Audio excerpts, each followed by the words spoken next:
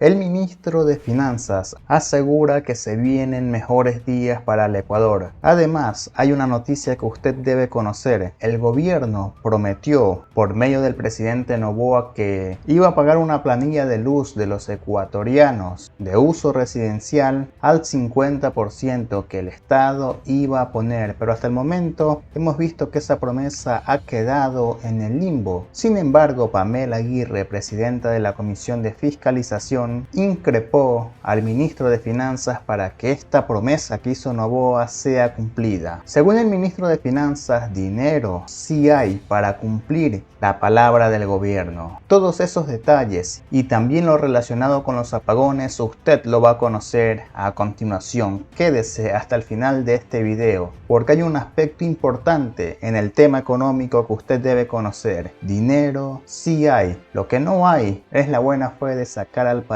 adelante. Y todo esto porque se quiere llevar a la privatización. De estos datos y otros habló el ministro de Finanzas.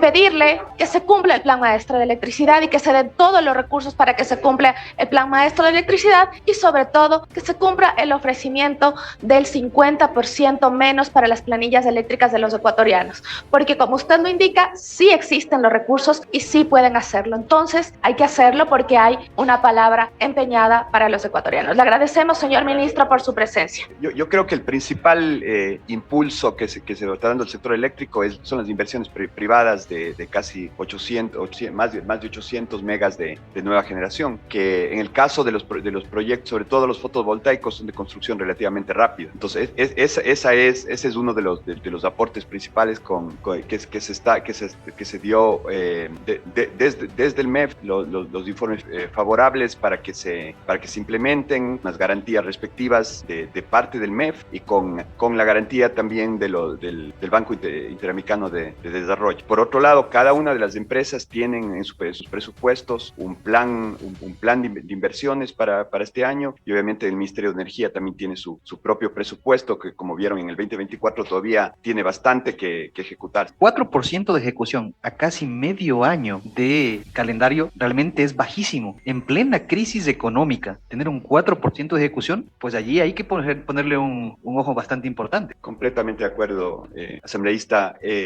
Así es la situación en la que nos dejaron las finanzas públicas del gobierno anterior, con deudas de más de 5,000 millones, con ninguna capacidad de recibir créditos del exterior, cerradas todas las líneas de crédito del exterior. Entonces, ahora que hemos entrado ya en una nueva fase, con la confianza y con el apoyo al plan económico del gobierno, con financiamiento internacional, con incremento a los ingresos del gobierno central, la ejecución de aquí para adelante, en general, o sea, del Ministerio de Energía y en general de todo el resto de ministerios del gobierno va a ser mucho más acelerado van a tener una capacidad mucho más grande de tener. Buenas tardes. Si permiten también unas palabras. En las diapositivas que ustedes tienen a disposición también se encuentra el presupuesto del año 2023 y 2024 de las dos empresas, SELEC y CENEL. En este ejercicio fiscal en el 24, en el proceso de aprobación de esas proformas, el Ministerio de Finanzas ha trabajado con cada una de las empresas para encontrar mayores espacios de ejecución presupuestaria y por eso ustedes pueden ver el salto que existe de 1.300 millones a cerca de 2.225 para CENEL, por ejemplo, que le dé amplitud para atender las emergencias. Esto en el sentido propio de que tienen que hacer mantenimientos y también tienen que comprar energía. Entonces, en esta ocasión, en este presupuesto se ha considerado mucho las demandas necesarias que tiene cada empresa para poder atender la emergencia correspondiente. Lo mismo le pasa a SELEC. Cuando uno revisa los presupuestos 23 y 24, encuentra que hay un incremento importante en la asignación que se ha planificado entre las dos instituciones. Tiene la palabra asambleísta Ramiro Vega. Ministro, buenas tardes. Comisionados, medios de comunicación. Si bien es cierto, como lo había dicho hace tiempo atrás, Diosito nos ha ayudado y está lloviendo. Sin embargo, ya hemos visto que esto no nos garantiza nada. En la investigación y en el proceso de fiscalización anterior se le dijo a la exministra Rojo y nos encontramos con que el Ministerio de Finanzas, en el periodo del gobierno del señor Guillermo Lasso, había retirado dinero a CENEL y a SELEC. La última vez que compareció acá la exministra Rojo, dijo que se había hecho una gestión para que el ministerio, aunque no haya sido quien retirara el dinero, pero como es un tema institucional, no sé si de a poco o en algún momento pueda ser el contrapeso de reintegrar ese dinero a CENEL y a SELEC. ¿Cómo está este proceso, ministro? Porque he visto que hay algunas asignaciones y no sé si dentro de lo que usted me está presentando hoy en la tarde está ya esos rubros o esos rubros siguen pendientes. Muchas gracias, señor asambleísta. Mil disculpas, señor viceministro. Por favor, ¿nos puede ayudar con su nombre por objetivos de registro? Y enseguida tiene la palabra. Disculpas. Buenas tardes con todos. Soy Daniel Falconi, viceministro de Finanzas. En atención a la pregunta mencionada, creo que lo más importante que tenemos que nosotros expresar como Ministerio de Finanzas es que en los periodos en los cuales se hicieron las construcciones de las hidroeléctricas, el gobierno central hizo un apalancamiento fuerte a las empresas públicas como tal. Y esos activos productivos son los que les permiten a las dos empresas en este momento tener flujos financieros para gestionar sus operaciones. Ese es el primer punto de partida que nosotros tenemos, y en la comparación que se ha hecho en el tiempo, el Ministerio de Finanzas todavía tiene una cuenta neta por cobrarle a las empresas por 1.700 millones de dólares. Es decir, el gobierno central mantiene todavía el apalancamiento sobre la empresa porque sirve la deuda de forma directa y la empresa continúa con las operaciones. Ese es el primer contrafuego que nosotros ponemos como gobierno central. Le liberamos la presión financiera en el servicio a la deuda a las empresas públicas que generan electricidad en el Ecuador. Entonces hay dos hitos grandes, Coca-Cola, Sinclair y Sopladora. Esos son los dos puntos focales importantes del apalancamiento que tiene el Ministerio de Finanzas para con las empresas públicas. Ahora, por el otro lado, en el manejo de liquidez, se ha ido evitando hacer nuevos manejos de liquidez. Desde el año anterior a la fecha no se han realizado nuevos manejos de liquidez para no tensionar las tesorerías de las dos entidades. Y un proceso adicional que se manejó es un cruce de adeudos, una compensación para hacer más pequeños los valores en posiciones activos y pasivos que se tienen entre ambas. Lo que nosotros hemos hecho de aquí en adelante también es ver todo ese proyecto, esos proyectos de créditos que están atados a desembolsos internacionales que comiencen a ejecutarse para que la empresa tenga más flujo de caja. Con BID, con otros multilaterales, nosotros hemos logrado destrabar los desembolsos, están volviendo a ejecutarse las transferencias desde el exterior y las funciones propias de la empresa están mejorando.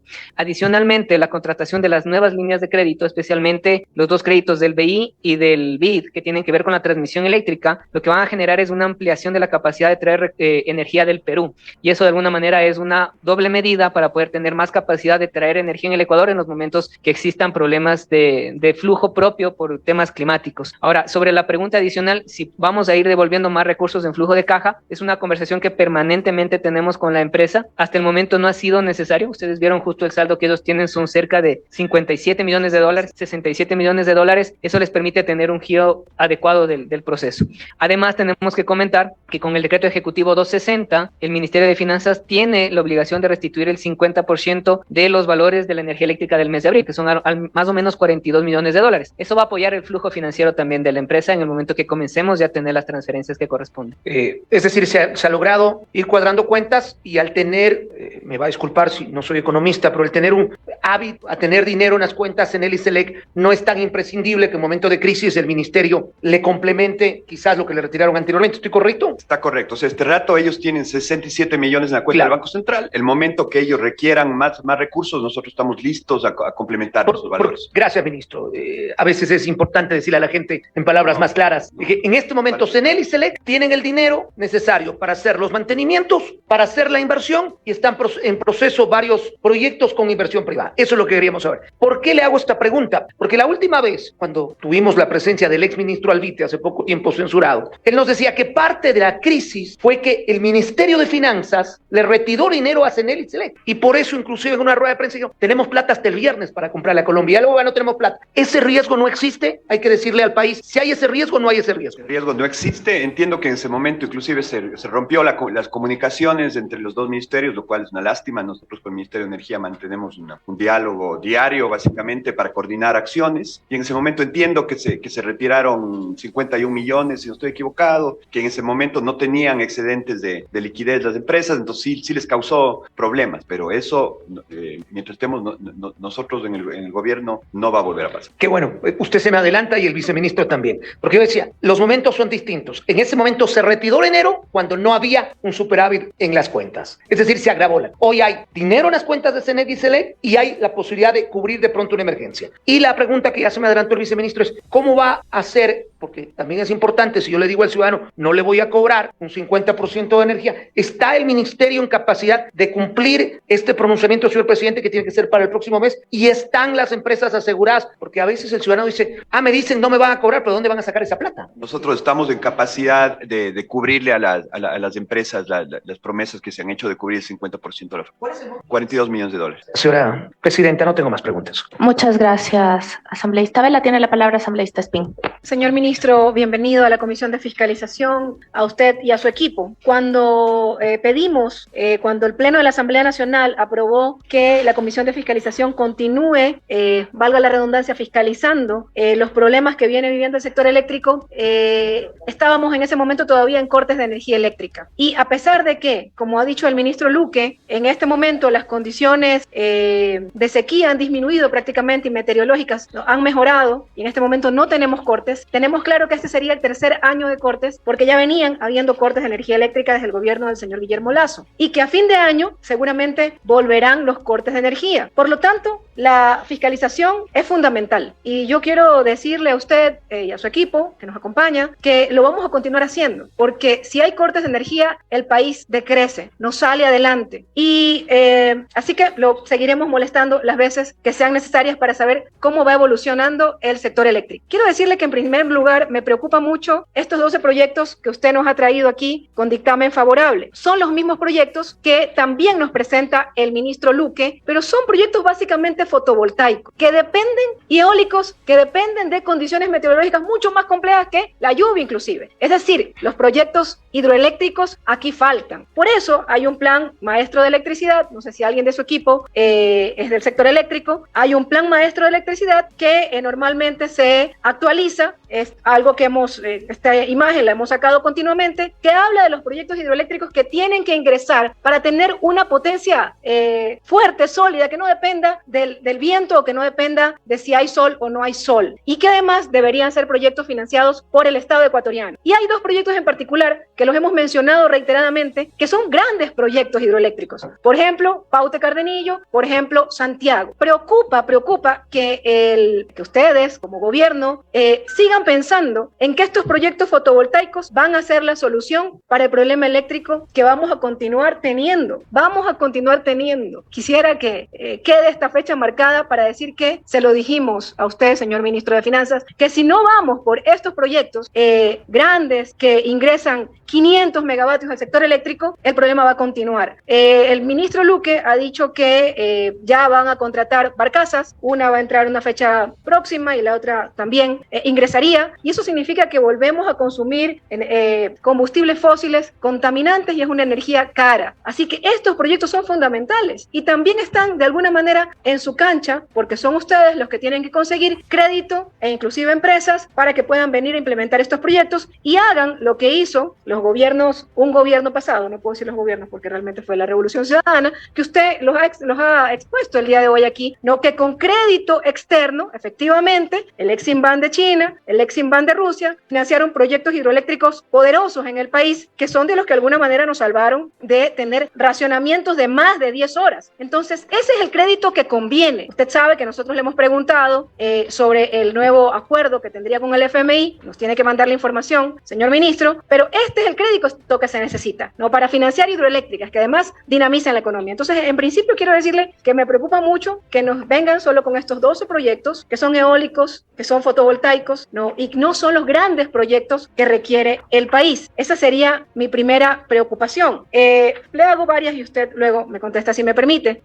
La otra preocupación es si se le está pagando los subsidios a las empresas eléctricas por la tarifa de la dignidad, subsidio por tercera edad, subsidio por discapacidades, y si ya tienen los recursos para efectivamente devolver el 50% de la planilla que se comprometió el presidente de la República. Esto también ustedes deberían devolver. Sabemos que hay un valor ahí, ustedes nos han dicho, hay 67 millones que pueden disponer pero también son obligaciones que tendrían que cumplir ustedes como Ministerio de Finanzas. Esas dos preguntas y luego le hago dos más. Sí, claro.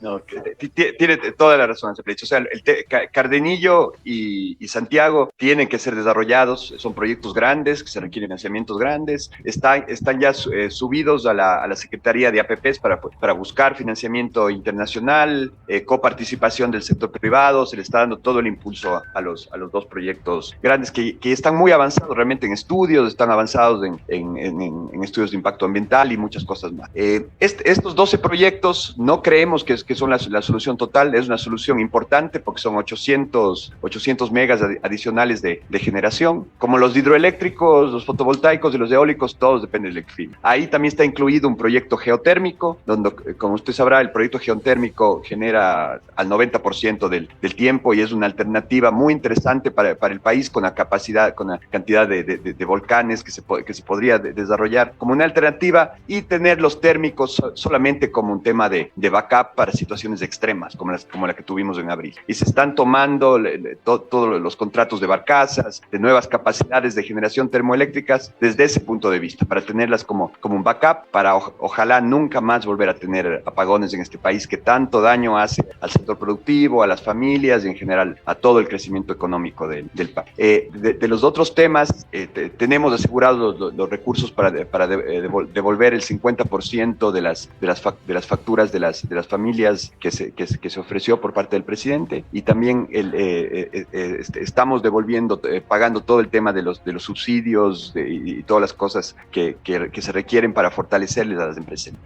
La otra pregunta sobre el tema eléctrico. Aquí efectivamente desarrollamos el juicio político al señor Santos Alvite, como decía mi compañero Ramiro Vela, y una de las cosas que nos decía el ministro Santos Alvite es que prácticamente no había tenido comunicación eficiente con el Ministerio de Finanzas y con el presidente de la República inclusive, ¿no? Y por supuesto, él aquí dijo que no tenía que molestar al señor Lazo, ¿no? Que iba a resolver. Entonces, nosotros sí, por eso dijimos, no, tiene que venir el ministro de Finanzas, porque no nos va a venir a decir el nuevo ministro o ministra que resulta que no le informó al ministro porque son ustedes los que tienen los recursos y son ustedes en el último momento, si hay necesidad de recursos, son los que tienen que poner la plata. Entonces, eso es importante, ¿no? Que haya esa comunicación de que efectivamente se está ejecutando lo que se tiene que ejecutar. No sé, porque inclusive hay un ministro en este momento que tiene varias carteras de Estado, ¿no? Tiene transporte, obras públicas, electricidad y creo que petróleo, minas. Entonces, es importante ese trabajo de interrelación. Y ayer escuchábamos también en el juicio político al señor Juan Zapata, ¿no? Que el Ministerio de Finanzas no lo ayudó a ejecutar el presupuesto. O sea, es doloroso saber que, sabiendo que era un tema tan grave la inseguridad, el Ministerio de Finanzas, eso dijo ayer el ministro Zapata, ¿no? Que tuvo problemas, no pudo ejecutar, no había los dineros. No queremos escuchar en octubre y en noviembre de que el Ministerio de Finanzas no le ha colaborado al Ministerio de Energías para que desarrollen los proyectos que tengan que desarrollar y luego regresemos en octubre y en noviembre y estos proyectos no se ejecuten porque dependen de la parte externa. Eso como una reflexión. Y de ahí, ministro, no puedo desaprovechar dos preguntas. Primero porque soy asambleísta por Guayaquil y hay un pedido del alcalde Aquiles Álvarez de que usted dé un aval a un crédito para el agua potable. También se lo hizo la asambleísta Victoria de Sintonio cuando compareció en el Pleno de la Asamblea Nacional. Acá, bueno, es que no se permite ahí la interlocución, así que como ahora sí se permite la interlocución, yo sí quiero preguntarle, la ciudad de Guayaquil, Monte Sinaí, requiere de agua y lo que le estamos pidiendo es que dé un aval, una garantía soberana. Este crédito va a ser pagado por los tributos de los guayaquileños. Requerimos esa garantía soberana para dotar de agua a las familias, en particular de Monte Sinaí, que en este momento no lo tienen. Ministro, no sé si ha analizado ese tema. Y también sabemos que ya han cancelado un valor importante a las prefecturas del país y nos parece bien, nos congratula que se estén pagando esas deudas. Sin embargo, tengo una pregunta. ¿Por qué una discrecionalidad? ¿Por qué a unas prefecturas se les paga hasta febrero y a otras sí se les paga hasta marzo, hasta abril? ¿Por qué esa discrecionalidad y no todas las prefecturas por igual? Tengo que aprovechar este momento, señor ministro, porque luego ya no lo podemos. Gracias. Muchas gracias, asambleísta, por las preguntas. El tema de la comunicación, obviamente, tenemos que estar comunicados entre todos los ministros y tratar de trabajar como equipo para sacar al país adelante, si no hay otra forma. Y además, como saben, la situación de las finanzas públicas van mejorando, pero siguen siendo bastante estrechas, entonces tenemos que ir priorizando y haciendo las inversiones en las cosas más indispensables, el tema de seguridad, de energía. Entonces, de eso estamos en comunicación constante con todas las carteras. Del otro tema de las garantías soberanas, el Ecuador, como saben, está altamente endeudado. Tiene poca capacidad adicional de endeudamiento para cubrir el presupuesto general del Estado y tiene requerimientos todos muy justos de muchas ciudades y muchas provincias del país. Entonces, estamos en proceso de evaluar y de priorizar, porque no vamos a tener capacidad de dar todas las garantías soberanas que se piden en este momento. Entonces, estamos en ese proceso, en discusiones con los multilaterales y en base a eso daremos una respuesta al municipio de Huella. Sí, agua potable para Puerto Viejo, agua potable para varias ciudades, sí, todos tienen derecho, pero estamos en proceso de analizar la capacidad de pago de cada uno de los municipios, de las necesidades y fechas de cada una de las zonas del país y daremos la respuesta adecuada a cada uno. En el tema de los pagos a los GATS, siempre lo que se ha hecho es comenzar desde los más pequeños hasta los más grandes, desde la junta parroquial más pequeñita que recibe, no sé, $80,000 al mes, hasta los municipios de las provincias más grandes, y nos hemos ido poniendo al día, y con los recursos que recibimos del exterior, con los recursos adicionales de los impuestos, hemos avanzado mucho en ponernos al día y esperamos en las próximas semanas tenerles no solo a las prefecturas, sino también a los municipios y a las juntas parroquiales completamente al día. Asambleísta Majinga. Muchas gracias, compañera presidenta. Señor ministro, buenas tardes. En el fisco nacional se encontraba $187 millones. Este gobierno, con tantos déficits en diferentes programas sociales, tuvo que realmente levantar al país. Hoy, con el informe que acaba de usted dar, me parece que siquiera está oxigenando las instituciones públicas, estaba en el debacle económico. Partiendo de ese punto de vista, no solamente aquí vamos a realmente sí interrogar, sí, estoy de acuerdo, pero también hay que reconocer que este ministerio absolutamente está levantando la economía del país, según lo que usted está aseverando en esta tarde. Me gustaría, con esta interrogación que estamos haciendo, preguntar algunos temas. El gobierno anterior, las autoridades de SELEC, de SENACE, entre otros, alas de estrategia, digamos, de la materia energética, quedó casi $5,000 millones endeudados. La pregunta es, ¿este recurso está solventada? ¿Cómo está haciendo sobre este déficit que encontró en la materia energética? Y una vez voy a preguntar, para no interrogar más, el tema de Coca-Cola Sinclair, de acuerdo al informe de la Contraloría General del Estado, alrededor de casi $1,800 millones aproximadamente costó la infraestructura, pero después, cuando ingresó a hacer auditoría, el examen especial, la Contraloría General del Estado, terminó con $2,200 millones aproximadamente. Entonces, la pregunta es, ¿estos recursos a la empresa china se pagó o no se pagó? ¿Cómo está el trámite, sobre todo también de este financiamiento? Porque Coca-Cola Sinclair evidentemente está generando alrededor de 1,300 megavatios hasta 1,500 megavatios al país, está entregando esos megavatios. Esa es la producción que está generando Coca-Cola. Y por otro lado, el tema de Toachi Pilatón, que está también para 8 de diciembre, estaría entregando la siguiente etapa para la construcción de 204 megavatios. ¿Está suficientemente financiado o no, señor ministro? Estas dos interrogaciones. Y reconociendo que realmente el país estaba bastante complicada, difícil, y todos los ministerios han tenido complejidad. Y eso significó también que los ministerios tengan que ver con algunas inacciones políticas en beneficio del país. Entonces, yo sí creo que también faltará mucho por hacer. Entonces, hoy sí creo que merece absolutamente que el país tenga suficiente también información, y que no solamente usted esté informando a nosotros, sino también usted, tras de nosotros, tras de ustedes como pueblo ecuatoriano, también quiere escuchar al pueblo ecuatoriano, ¿no? La respuesta, señor ministro. Ahí, como usted bien dice, recibimos un país absolutamente quebrado. O sea, ¿cómo hemos sostenido a este país con tan pocos recursos hasta la fecha? Es también con el apoyo a la Asamblea.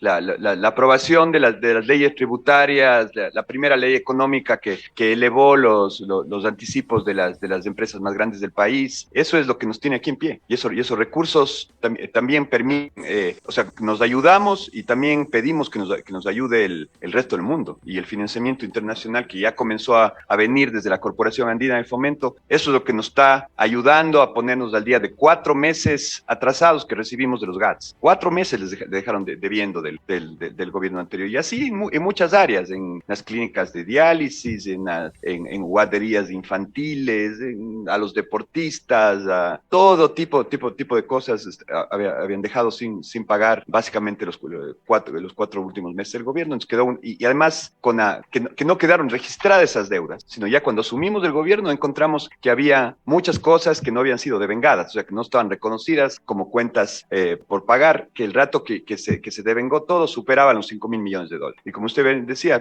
al fin de año teníamos menos de 100 millones de dólares en la caja fiscal. Por cada cosa que debíamos, cada 25 dólares que debíamos, teníamos $1 en la caja para pagar. Entonces esa era la situación, y creo que con esfuerzo mancomunado de la Asamblea, del Gobierno Nacional tomando las medidas, y ahora con crédito de los organismos multilaterales de crédito, vamos a comenzar a cambiar la situación del país. O sea, este país que le comience a entrar, la liquidez interna estaba absolutamente restringida.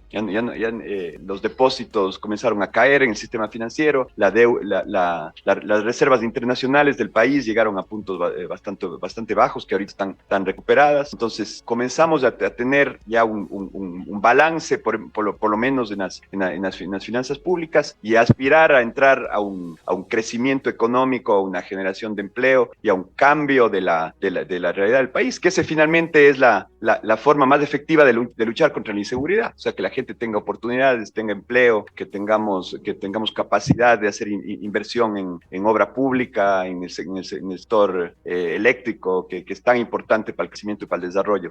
Lo de Coca-Cola Sinclair todavía no se ha terminado de pagar esa deuda. Hay interés de inversores externos de subsanar los problemas que tiene Coca-Cola Sinclair, que la verdad tiene muchos problemas, o sea, la erosión regresiva, toda esa cantidad de problemas que todos estamos conscientes, y también reconocemos que genera un porcentaje importante de la energía que estamos este rato utilizando. Eso todavía los créditos no están terminados de pagar, todavía debemos al Exim Bank. Esperamos, una de las alternativas es también una empresa china que está interesado en subsanar los problemas y tomar el control de esa operación, y que obviamente que se le garantice la compra de la energía en base a una negociación. Igual en el caso de TOH Pilatón, que todos esperamos que comience a operar en diciembre, y que en base a negociaciones con empresas rusas también se vuelva parte de la matriz energética del país. Le encargo la presidencia, asambleísta Sofía Espín. Adelante, estimada asamblea. Mil disculpas, me indican que el asambleísta Alvarado sí estaba... Le encargo la presidencia, señor vicepresidente. Acepto el encargo. Continúe con la palabra, asambleísta Pamela Aguirre. Muchas gracias. Ministro, los proyectos que usted nos ha enumerado son los mismos proyectos que nos enumeró el exministro Santos Alvite, y que fueron proyectos que iniciaron con el gobierno de Guillermo Lasso. Ambisolar, Intillana, Ñañapura, Santa Rosa, Yanaurcu, Fotovoltaica Urcuquín, Babura Solar, El Rosario, San Jacinto, Conolopus, El Aromo y Villonaco 3. Estos proyectos iniciaron en el gobierno de Guillermo Lasso. Viendo estos proyectos iniciaron inclusive antes del gobierno de Guillermo Lasso, porque hay algunas de estas empresas privadas que nos han dicho que han estado por 5 años esperando que se les dé el dictamen favorable de parte del MEF, que se trabaje en los temas de las garantías, y eso es, o sea, más allá de cuándo iniciaron, es cuándo comienzan a operar, porque eso es lo que le interesa al país, cómo le damos viabilidad, le damos las garantías, le damos las seguridades al financiamiento internacional para que comiencen operaciones y en el menor tiempo posible tengamos ya esa energía disponible. Entiendo cuál es el punto de tener ya los 833 megavatios, que obviamente irán fluctuando dependiendo de las condiciones del sol o del viento. Sin embargo, un proyecto que haya nacido durante un gobierno que fue tan letal para el sector eléctrico, a mí sí me queda la duda que será un proyecto que tenga buena investigación, que tenga buen sustento técnico y sobre todo que tenga los estudios y pueda darle al país lo que necesita. Esa era mi pregunta, porque todos estos proyectos recuerdo que nos enumeró el exministro Santos Alvite. ¿Pero qué los encontró? Porque él había dicho que se sentía muy orgulloso de no haber puesto ni un solo dólar en el sector público, sino que todo lo iba a realizar con inversión del sector privado. Y a mí me preocupa, no conozco las empresas, me imagino que en la negociación, y lo veo con algo positivo, que haya estado también el Ministerio de Finanzas, porque resulta que en el anterior gobierno creo que ni se conocían los ministros de Finanzas y de Energía. Sin embargo, usted también ha sido parte, si no fue usted o sus equipos técnicos, cuáles son estas empresas y qué nos van a dar a cambio. No es solo que van a venir a invertir porque son buenas gentes y porque aman al Ecuador, sino seguramente vamos a tener una contraprestación que el Ecuador tendrá que asumir. Son empresas francesas y españolas en su mayoría. Hemos estado en bastante contacto, por ejemplo, con la empresa Cobra, que es la del Billonaco 3. Son empresas que han sido además calificadas por la Corporación Americana de Inversión, del DFC, que es uno de los inversionistas del sector privado, por el IFC, que es el ala privada del Banco Mundial. Y obviamente estas son empresas privadas que vienen a hacer negocio en el Ecuador. O sea, ellos van a tener un costo de generación de energía más barata y le van a vender al sistema nacional interconectado con un margen de utilidad que va también en favor del Estado, ¿no es cierto? Entonces, obviamente son inversiones privadas que tienen que tener su margen y también tienen su capacidad de repagar el financiamiento en base a las evaluaciones que les han hecho los bancos internacionales y han calificado las inversiones. Yo no estoy cuestionando las empresas privadas que quieren invertir en este país. Ahorita necesitamos inversión. Sin embargo, sí me preocupa las modalidades contractuales, cuál va a ser el retorno, porque si bien es cierto, una empresa privada busca un fin de lucro, una empresa pública tiene un fin de servicio. Entonces sí hay una distancia entre lo uno y lo otro, y saber cómo el gobierno nos está cuidando a los ecuatorianos de que estas empresas no pongan el fin de lucro sobre el fin de servicio. Cómo hacer para que cumplan con mantener mantener un pago determinado, que eso no significa que a los ecuatorianos nos vaya a subir la planilla de luz. Creo que el costo más caro que puede tener el Ecuador es no tener energía, obviamente, y lo tengo la conciencia de aquello. Sin embargo, eso tampoco significa que vamos a comprarle la energía a empresas privadas a valores tan altos como los compramos en Colombia. Eso es lo que yo quiero conocer de manera transparente, cómo el ministerio que está usted a cargo de Economía y Finanzas está cuidándonos a los ecuatorianos de que el fin de lucro nos imponga sobre las necesidades del Ecuador. Eso es completamente así. El ministerio está para cuidar los intereses de los ecuatorianos, tanto el Ministerio de Economía y Finanzas como el Ministerio de Energía y Minas. Y las negociaciones, para que sean transparentes, están también, contamos con la asistencia técnica del BID, que ellos hacemos comparativos internacionales para que las rentabilidades que van a tener las empresas aquí, los costos de la energía que se va a tener para las empresas eléctricas sean niveles a nivel internacional y que no sean en ninguna forma nada que implique incremento a la tarifa. Gracias por su respuesta, ministro. Yendo de la mano con ese tema, ¿cuánto le ha costado al Ecuador, y si es que usted tiene el dato a la mano, comprarle energía a Colombia en el año 2024, especialmente en el mes de abril, donde sufrimos un terrible estiaje económicamente? Porque durante algún tiempo Colombia no nos estaba vendiendo porque también sufrían del mismo estiaje que nosotros. Sin embargo, teníamos conocimiento que estábamos pagando más de los 64 centavos que pagamos el año pasado. Y eso nos preocupa saber, porque usted indicó que se estaba buscando un crédito también para ampliar el tema de la transmisión. Eso significaría también traer la energía desde Perú. Sé que lo más caro que podemos tener como país es no tener energía. Sin embargo, tampoco me siento tranquila como ecuatoriana si es que esta energía nos cuesta 64 centavos a Colombia, pagándole a Colombia, o tal vez mucho más pagándole a Perú, porque lo que queremos es caminar hacia una soberanía energética, que dependamos de externos cuando realmente sea necesario y no como una costumbre o un tema permanente en nuestro país. Totalmente de acuerdo con eso, asambleísta. Y lo que se busca es mantener una soberanía energética regional, donde podamos interconectarnos hermanos, con Colombia, con Perú. Cuando a nosotros nos sobre energía, podemos vender energía, cuando nos falte comprar de vuelta, y podemos presentarle toda la información que usted requiere, que no lo tenemos aquí, de lo que nos ha costado comprar energía a Colombia, que es en base a un mercado spot con variaciones casi diarias del costo. Entendemos que arrancaba como en 24, 25 centavos. No tengo información que haya llegado a niveles de 60 centavos, pero vamos a revisar y transparentemente le podemos entregar toda la información. Y obviamente el objetivo del país es tener soberanía energética, pero también capacidad de interconectarnos con los otros países en algunas situaciones extremas de cambio climático, de sequías, que podamos también acceder a energía de Perú, a energía de Colombia, y eso nos da una seguridad energética regional que creo que es importante para el país. Muchas gracias, ministro. Vamos a hacerles... Solo una aclaración adicional. Las empresas comercializadoras o comercializadoras son las responsables de hacer la adquisición de la energía importada. Entonces, tanto CENEL como la empresa eléctrica Quito tienen en sus presupuestos los valores. Nosotros podemos hacer la coordinación para generar la información que ustedes soliciten. Muchísimas gracias.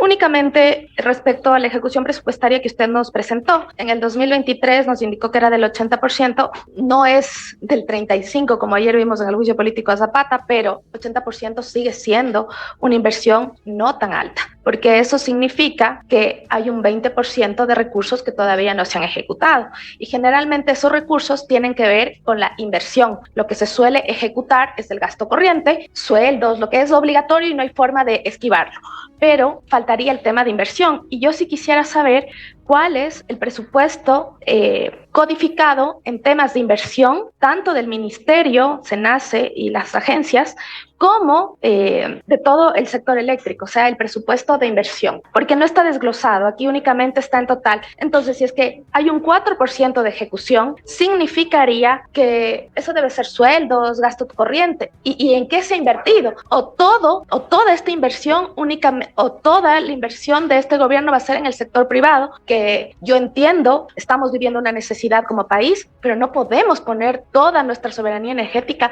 en manos de lo privado. Si nos podrían ayudar con ese dato, sería importante. Seguimos ese dato, asambleísta, y tiene toda la razón, y por eso que los proyectos grandes lo que se busca es hacer con inversión pública y privada.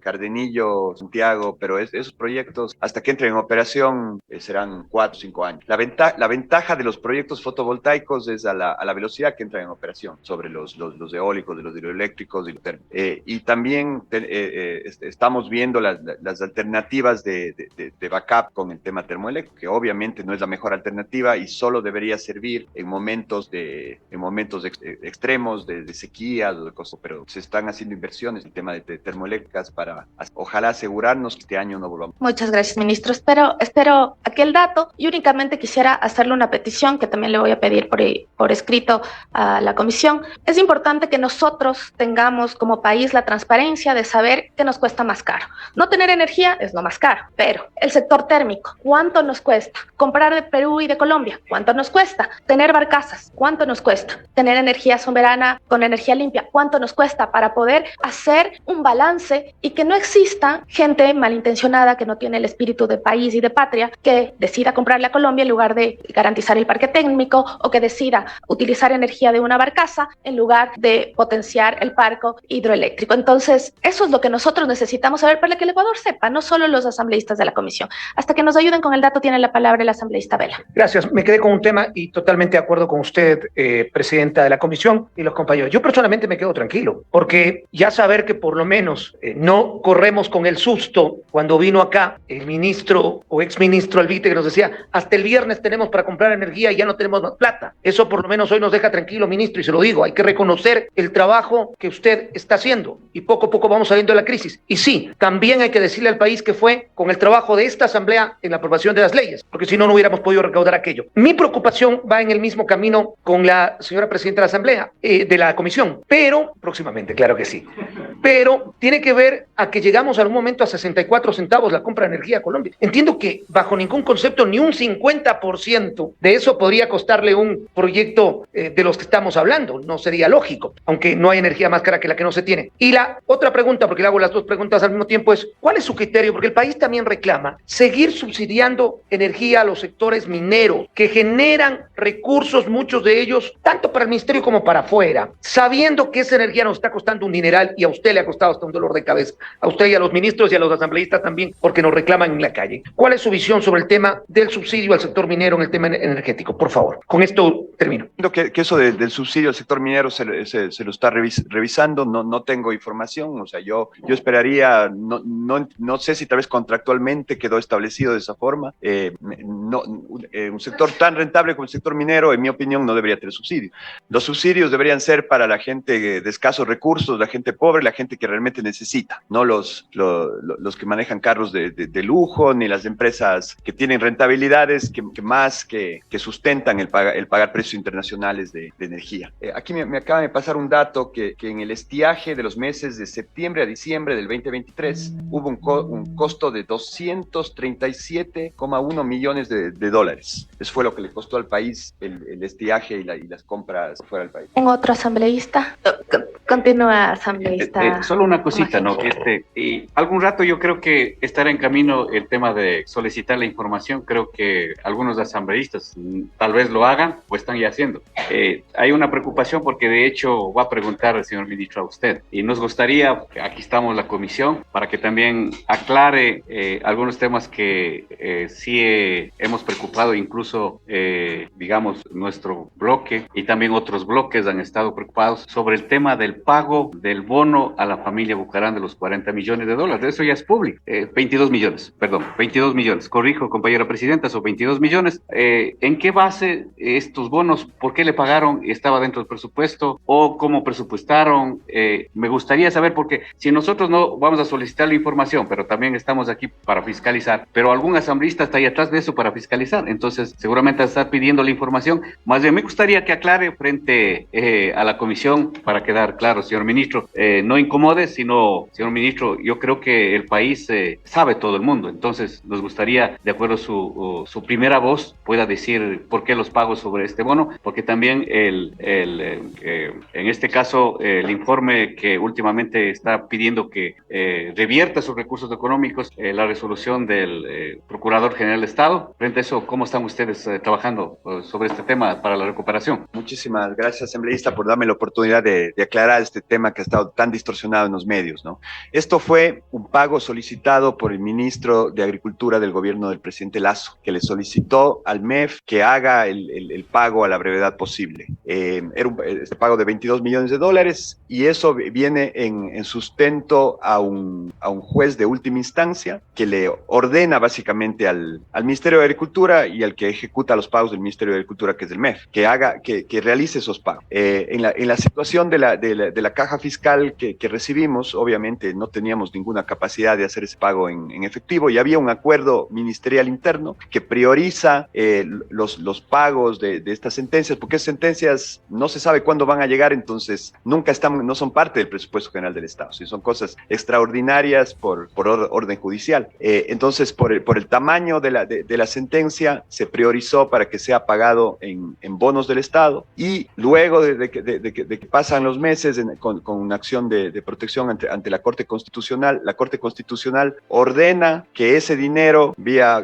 coactivas o vía de todas las formas que tengamos desde el Ministerio de Agricultura y del MEP se recupere, pero esa es la pena de un sistema judicial que actúe de esa forma. O sea, de eso, ya cuando ya estaba pagado, ahora vamos a hacer todos los esfuerzos y ojalá recuperemos todos los 22 millones de dólares, pero tanto el pago como la recuperación estamos actuando en base a una sentencia del sistema judicial. O sea, ordenados y además si es que no cumplíamos el pago, nos destituían a las autoridades por incumplimiento del pago. Entonces esa es la realidad y se ha hecho pagos en bonos de sentencias por muchísimos años en el Ministerio de Economía y Finanzas, que todas vienen desde los ministerios ejecutores, desde Educación, desde Agricultura, desde al ministerio que esté demandado en ese caso. Entonces, es la realidad del pago de bonos. Era era un tema de tierras que venía desde la época del IERAC, desde los años 70. Era un conflicto de larga data que ya llegó a una sentencia final ya en el año 2023. Entiendo que son camaroneras, si no estoy equivocado, alguna cosa así, creo que es una isla, una cosa así, que fue de propiedad de esta familia Bucarán Ayva. Pero nosotros estamos procediendo de acuerdo, hemos pedido una aclaratoria a la Corte Constitucional y estamos procediendo para que el Estado recupere los 22 millones que fueron pagados. Tiene la palabra asambleísta Sofía Espín.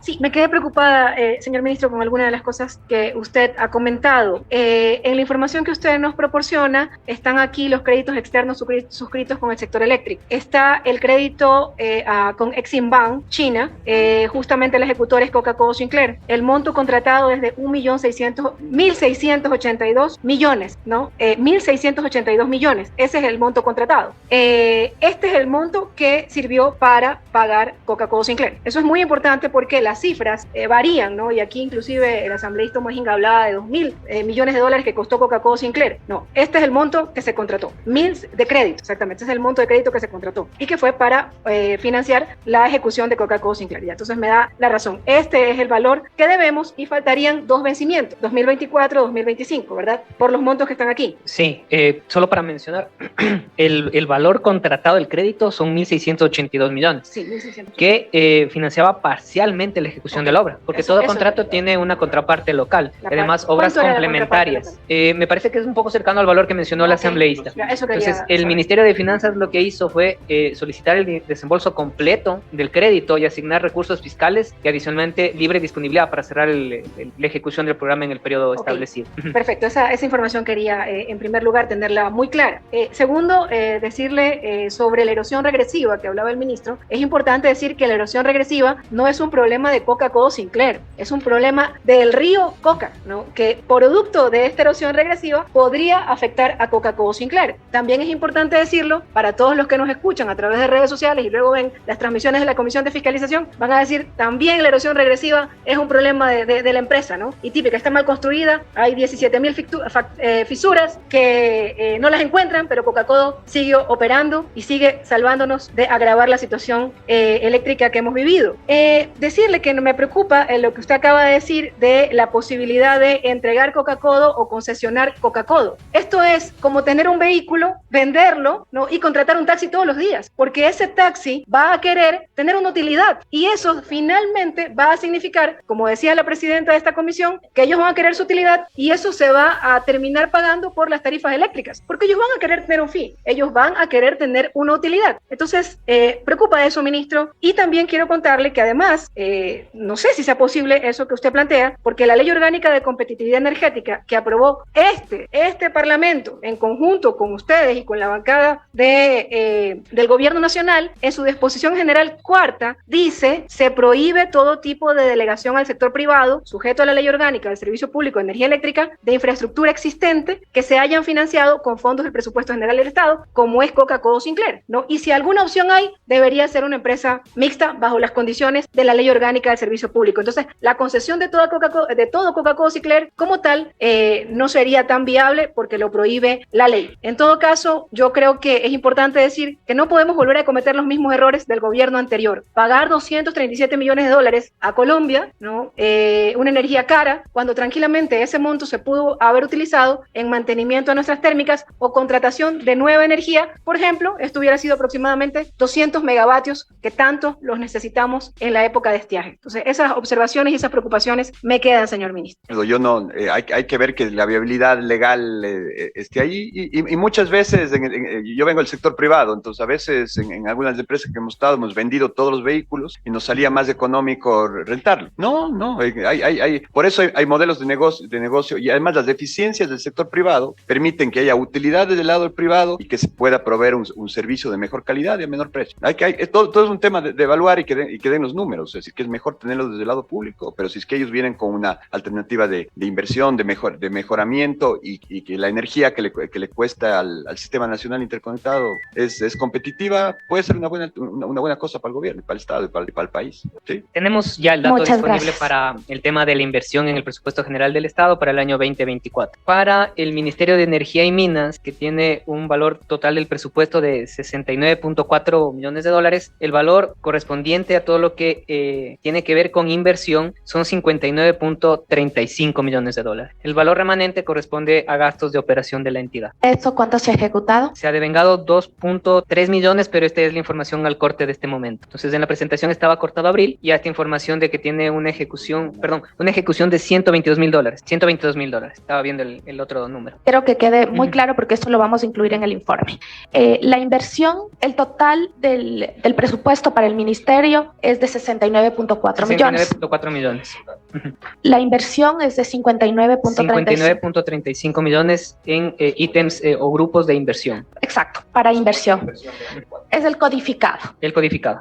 ¿Y cuál es el devengado? 122.308 dólares. ¿Estás seguro? Sí, seguro. Es nada. Usted lo ha dicho, ministro. Es nada. De 59 millones en inversión, por supuesto, yo entiendo perfectamente que son las empresas. Por eso nuestro informe va a ir con recomendaciones a las empresas, no hacia el ministerio, porque usted no es el que tiene que ejecutar. Del ministerio. Habría que comparar la inversión del ministerio frente a los datos de las empresas. Por supuesto.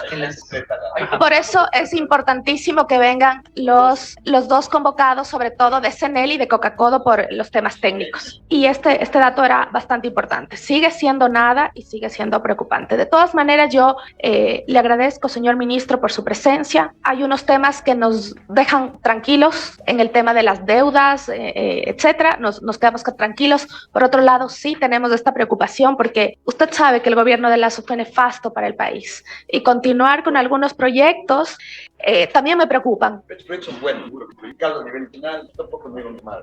Son buenos proyectos. Esas son las...